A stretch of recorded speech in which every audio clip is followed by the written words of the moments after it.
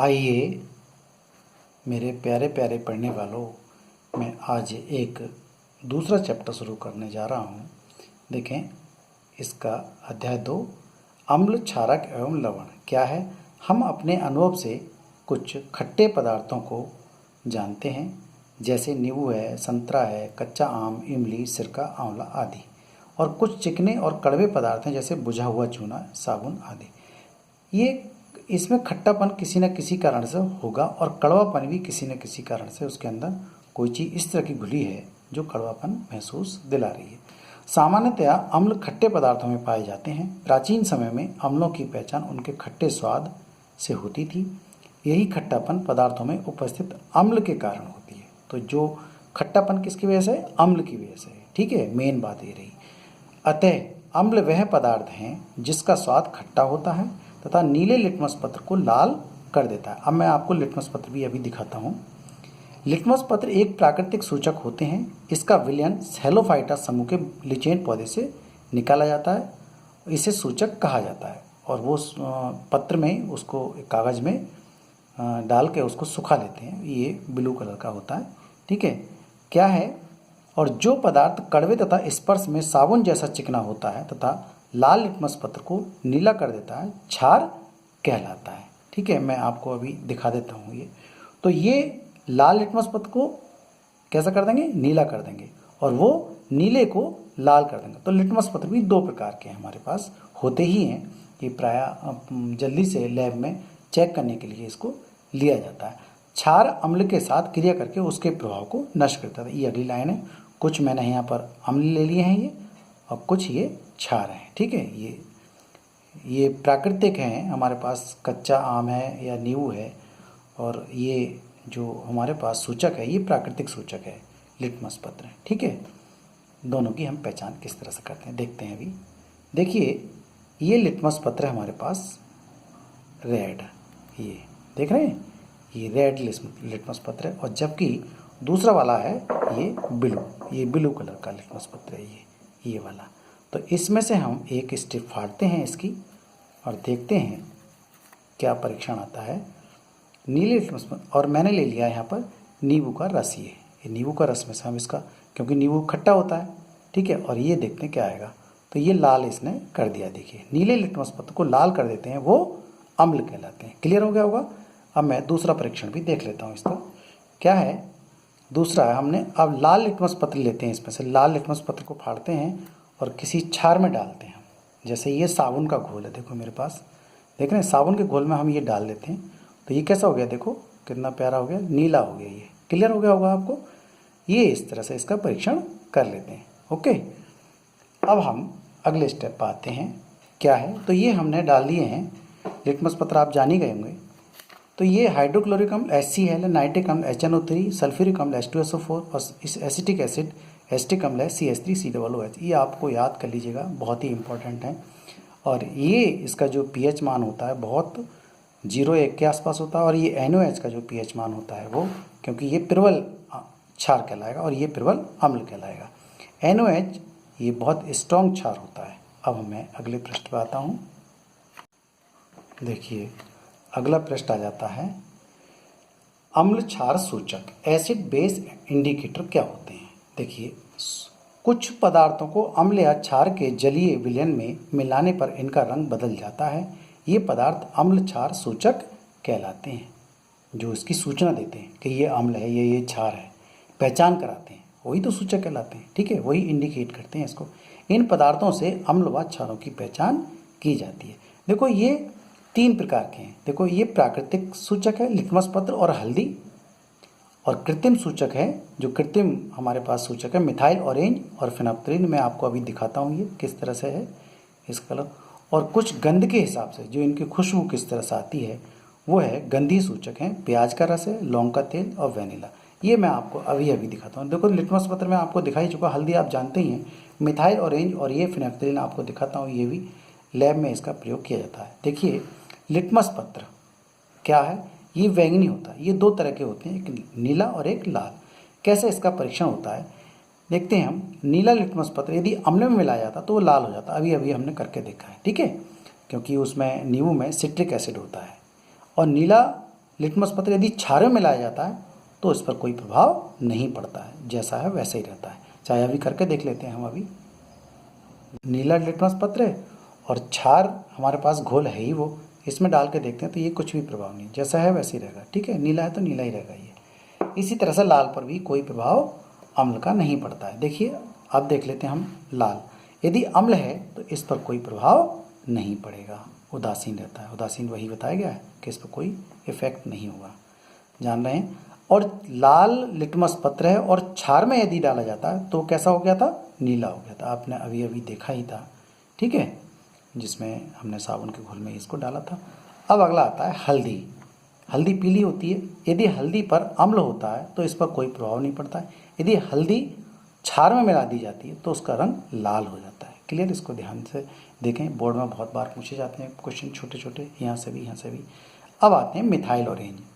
Methyl orange नारंगी रंग की होती है। ये मिथाइल ऑरेंज यदि अम्ल मिला दिया जाता है, मिथाइल ऑरेंज में, मिथाइल ऑरेंज की कुछ बूंदें अम्ल में डाल दी जाती है तो उसका रंग लाल हो जाएगा, लाल हो जाता है। ठीक है नहीं। और दूसरा है मिथाइल ऑरेंज यदि क्षार में डाल दिया जाता तो उसका कलर पीला आ जाएगा। तो इससे हम पहचान कर लेंगे कि दिया हुआ पदार्थ हमारे पास कैसा है, ये क्षार है, अगर पीला रंग आ जाता है उसका तो। ठीक। और दूसरा हिस्सा देखते हैं हम आगे, फिनोफ्थलीन। ये भी एक ये प्राकृतिक सूचक नहीं है, ये भी निर्मित है। ये रंगीन होती है, इसका कलर जो होता है वो पानी के जैसा होता है। फिनोफ्थलीन अम्ल में मिलाते हैं तो रंगहीन उदासीन हो जाती है। ठीक है, इसका कोई कलर नहीं आता है, जैसा है वैसे ही रहेगा। और फिनोफ्थलीन को यदि क्षार में मिलाते हैं तो उसका रंग गुलाबी हो जाएगा। मैं आपको इसका प्रैक्टिकल करके दिखाता हूँ अभी। धैर्य रखिए, सब आपको समझ में आएगा।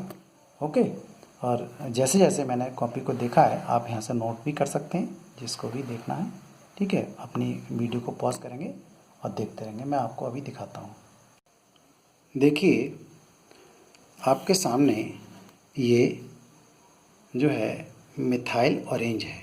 ठीक है, आपको दिख रहा होगा मिथाइल ऑरेंज, ये लिखा है यहाँ पर मिथाइल ऑरेंज है और इसका कलर जो है वो गुलाबी है एक तरह से। ठीक है नहीं। और दूसरा है हमारे पास ये है फिनोफ्थलीन। देखिएगा ये फिनोफ्थलीन, ये कलरलेस है, इसका रंग जो है वो पानी के जैसा ही है, कलरलेस है ये। ठीक। और हमारे पास ये है क्षार, और ये बहुत स्ट्रॉन्ग क्षार होता है, इसका नाम है NaOH, सोडियम हाइड्रॉक्साइड। क्लियर, ये सोडियम हाइड्रॉक्साइड है। और दूसरा है हमारे पास हाइड्रोक्लोरिक अम्ल।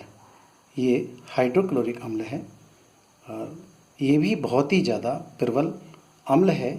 इसका pH मान लगभग 0 और 1 के पास रहता है। ठीक है, यही पेट में जो खाद्य पदार्थ होते हैं उनको पचाने का काम करता है। और ये हमारे पास कुछ टेस्ट ट्यूब हैं।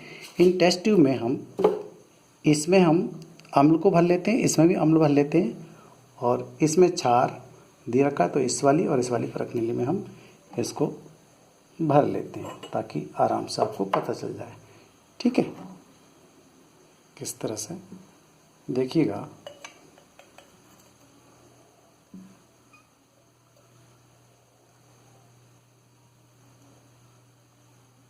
बहुत सावधानी से इसको करना है। आप अपने घर पर मत करिए ये परीक्षण, कभी ये सोचें हम ये घर कर लें तो कभी नहीं करना है, ध्यान दीजिएगा। ठीक है। और दूसरे में मैं भर लेता हूँ इसमें NaOH। ओके,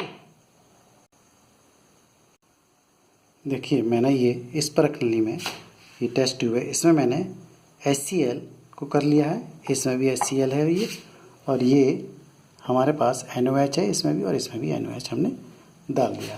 ध्यान देंगे कि अब हमारे पास हम लेते हैं मिथाइल ऑरेंज। मिथाइल ऑरेंज की कुछ बूंदें हम इस टेस्ट ट्यूब अर्थात अम्ल में डालते हैं तो उसका जो कलर आएगा,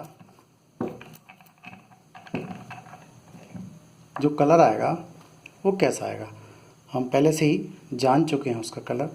देखिएगा, ये हमने पहले सीखा है। अभी कैसा हो गया ये, देखिए ये हो गया लाल।